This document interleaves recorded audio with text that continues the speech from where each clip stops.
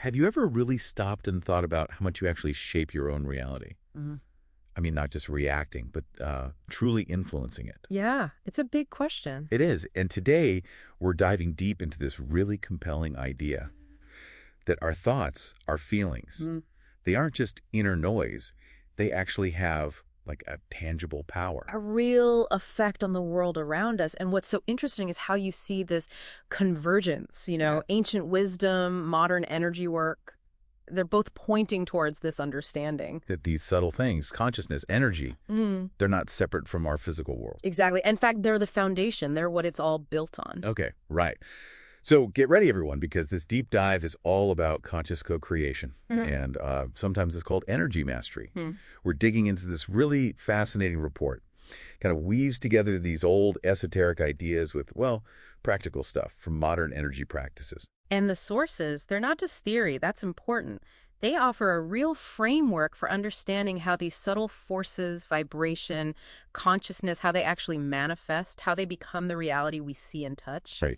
Yeah. And for you listening, our mission here really is to unpack the basic mechanics, how we're all constantly shaping our experiences, whether we realize it or not. Yeah. Think of this as your shortcut to getting these powerful principles without, getting totally lost. Absolutely. Okay, let's get into it. What's the absolute core idea we need to grab onto first?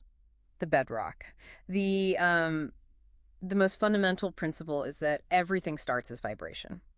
Everything. Everything, like thoughts, feelings, even solid stuff. Thoughts, emotions, Oh. physical matter. Yeah, it's all just different frequencies of energy moving. And the report really stresses this. Our thoughts and emotions aren't just passive, they are potent frequency codes. Codes. Yeah, codes that kick off the whole creative process.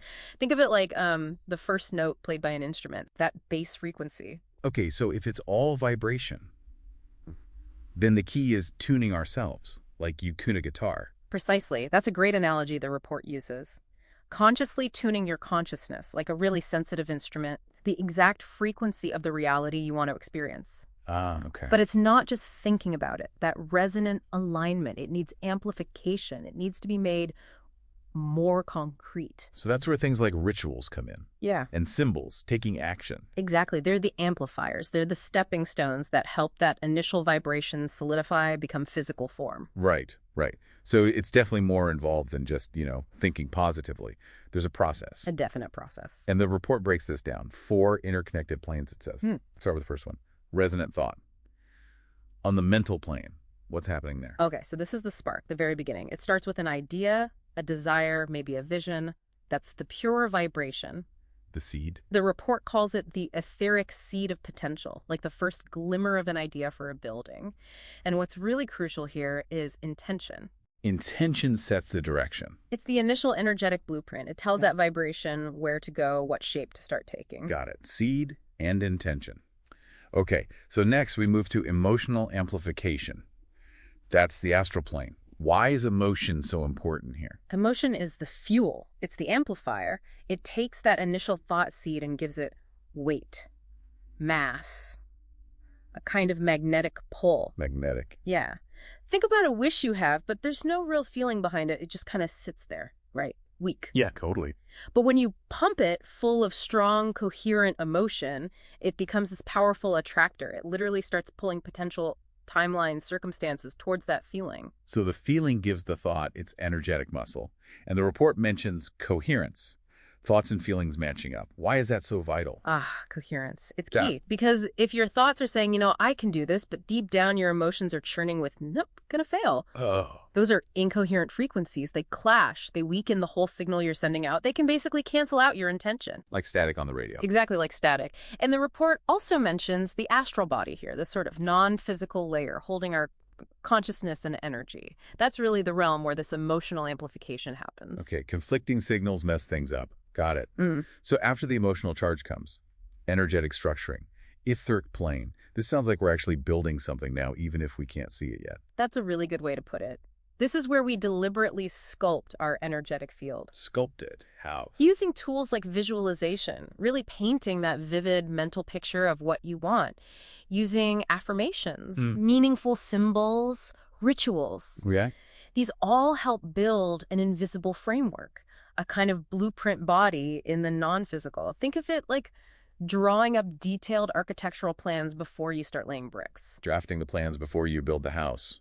Makes sense. Precisely. And this fits with the idea of the etheric body being that bridge, between the physical and the astral, an energetic template. And the aura, is that related? Yeah, the aura, that energy field around us, it reflects the state of this energetic structuring. And the report brings in chakras too, those energy centers in the body. Like energy hubs. Sort of, yeah, distributing life force. And things like visualization, focused breathing, they help balance these chakras, which supports the whole structuring process, makes it stronger, clearer. Right, getting the energy flowing properly. Mm. Okay, and then the final step brings us to the physical plane. Action and anchoring. So all this inner work needs outward steps too. Absolutely essential. The report really hammers this home.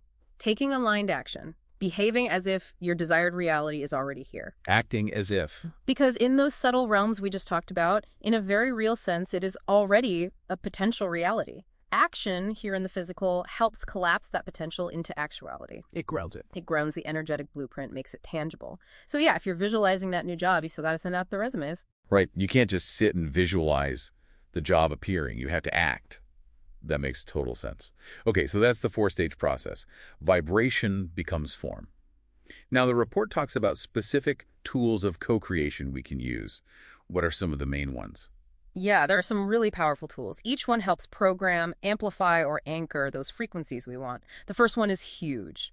The power of the word. Word, like just language. Yes, but think deeper. The report references concepts like vak, hika, logos, all pointing to this immense creative power packed into spoken words, even thought words. How does that work energetically?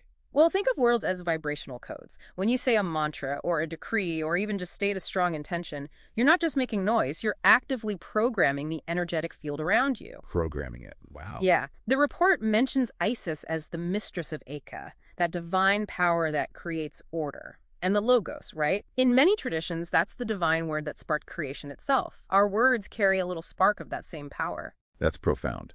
So when we say something like the report suggests, I am a radiant sovereign being channeling divine architecture into form, Yeah. we're actually doing something energetically. Precisely. You're setting a powerful intention. You're making a vibrational statement about who you are and what you're bringing forth. It's potent stuff. Okay. What's another tool? Sound and music. And this isn't just background music. It's using vibration intentionally for healing, for alignment. Sound healing. Yeah, you hear that term a lot. Yeah. What's the idea behind it? How does it work?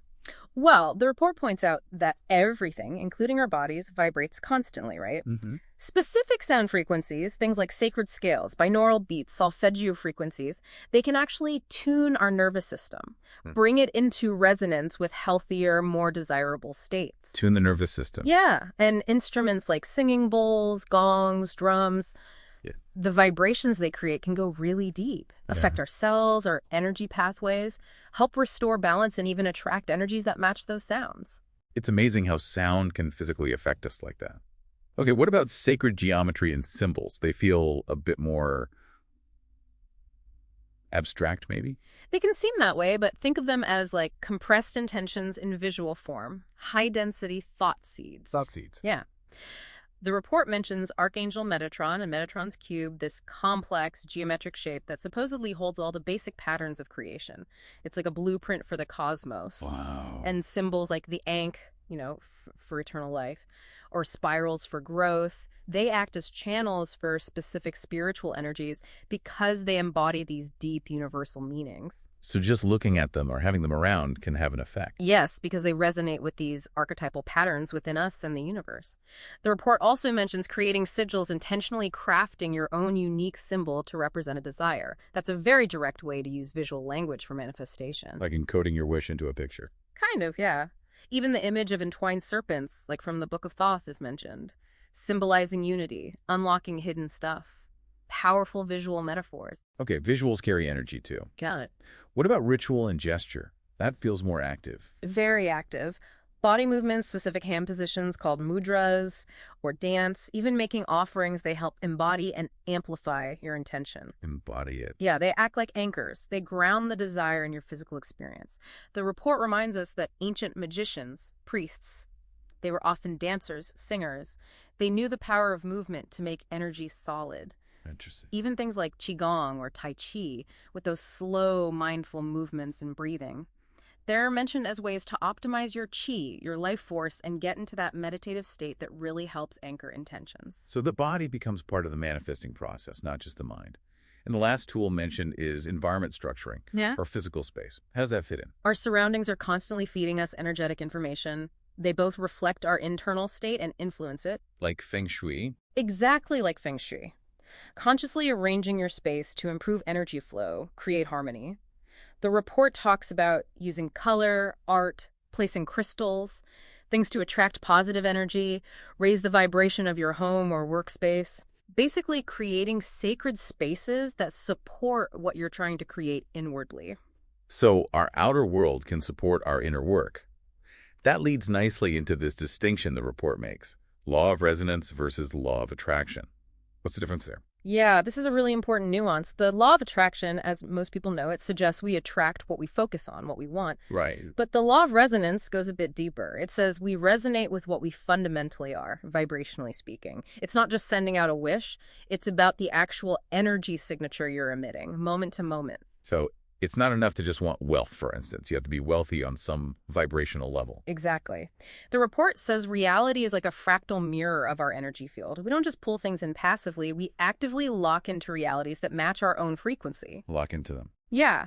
So to manifest abundance, you need to cultivate the mindset, the emotions, the behaviors, even, the aesthetic of someone who is abundant. You have to embody it. Become the frequency. Become the frequency. And that's where energy work comes in again, helping restore balance, get life force flowing, so you can align your actual energetic signature with what you desire. It really shifts the focus from just wanting to being. That's big. Okay, but this whole process, Yeah. it can't always be smooth sailing, right? What gets in the way? What are the obstacles? Oh, definitely not always smooth. There are common roadblocks. The first big one we kind of touched on, inner division, Doubts and fears. doubt, fear, conflicting thoughts, contradictory emotions. They create those incoherent frequencies we talked about, like static that messes up the signal. Coherence, that alignment between thought and feeling, is just so important. Otherwise, it's like a band where everyone's playing a different song. So even a little bit of doubt can sabotage things. It can definitely weaken the field, create fragmentation. Then there's another huge one, unconscious programs. Like old beliefs. Traumas. Exactly. Deeply buried beliefs, unresolved stuff. Yeah. They can broadcast these sabotage signals without us even knowing it.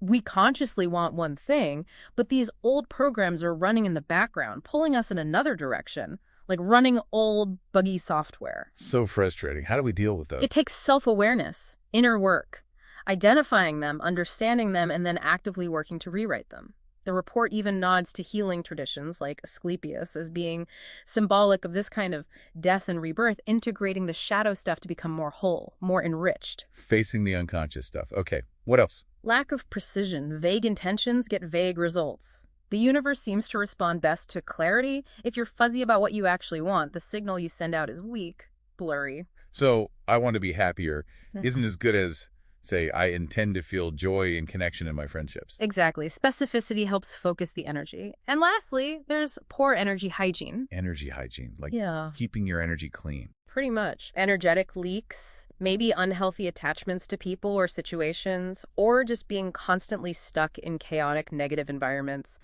It all drains your creative energy, your voltage. Leaves you depleted. Yeah, like trying to manifest something amazing when your battery is nearly dead. Makes sense. Yeah. How do you practice good energy hygiene then? Well, the report mentions a cool visualization, Archangel Michael's bright white net to cleanse your aura. And practices like Reiki or chakra balancing are also highlighted. Tools to clear blockages and get your energy flowing strong and clear again. Okay, those are things we can actively do. Now, the report also mentions some advanced co-creation techniques for people who want to go deeper. What are those about? Right, for taking it to the next level. One really interesting one is dream seeding. Seeding dreams. Yeah, consciously programming your subconscious mind during that state right before sleep, hypnagogia, or even within lucid dreams. While you're dreaming. If you're lucid, setting clear intentions before you drift off, or directing your thoughts within the dream. You can influence that powerful subconscious part of you to align with your goals. Tapping into a deeper layer. Cool. What else? Celestial timing.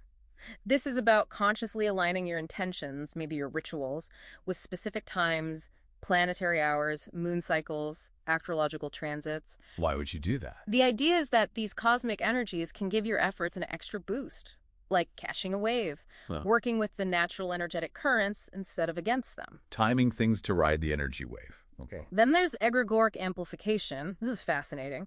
It's when a group of people come together with a shared, strong, coherent intention. A group effort. Exactly. Together they can form this collective energy field, sometimes called an egregore, which massively amplifies the manifestation power for everyone involved. So group meditation or intention setting is potentially way more powerful. Potentially, yes. The report hints at things like social memory complexes, collective consciousness, and mentions supportive communities, like in the ISIS School of Holistic Health, as examples of this principle in action. Shared focus creates a stronger field. Power in numbers, energetically speaking. What's the last advanced technique? Mirror worlds. This involves creating actual physical representations of your desired reality. Like art, music? Art, music, symbols, writing, anything that vividly depicts what you want to manifest. These creations act as energetic templates, constantly broadcasting that frequency into your environment. They're like anchors between the subtle and the physical. Like a supercharged vision board you create yourself. Exactly like that. All right. Making the desired reality tangible in some form, reinforcing it constantly on multiple levels. Yeah, okay. This has been definitely a deep dive. So if we boil it all down, what are the absolute key takeaways for someone listening? Okay, the big one. Vibration comes first. It shapes form. Everything starts as energy, and our thoughts and feelings are the directors of that energy. We're in the director's chair? In a way, yes. And we have tools, powerful ones. Our words, sounds, symbols, rituals, even our environment. We can use these consciously. Use them intentionally. Right, and remember, the law of resonance, it's about what we are vibrationally, not just what we want. So cultivating that inner state, that energetic signature, is key. Embodying the result. Embodying it. And finally, be aware of the roadblocks, inner conflict, old programming, fuzziness, energy drains, and actively work on clearing them. That lets your natural co-creative power flow. So it really comes down to consciously managing our inner world, knowing it directly shapes our outer world. It's Yeah. incredibly empowering when you think about it. It really is. And the report frames it beautifully, I think. Not as just passively receiving life, but as this active personal journey we're all on, supported by these universal principles. It really invites you, everyone listening, to think about how this stuff resonates in your own life on your own unique, potent inner path. Yeah. And on that note, maybe a final thought for everyone to chew on. Given this power of vibration, what frequencies are you consciously putting out there day to day? What realities might those be building for your future? Or flip it around. If your outer world is a mirror of your inner state, what's one small shift you could make in your internal vibration?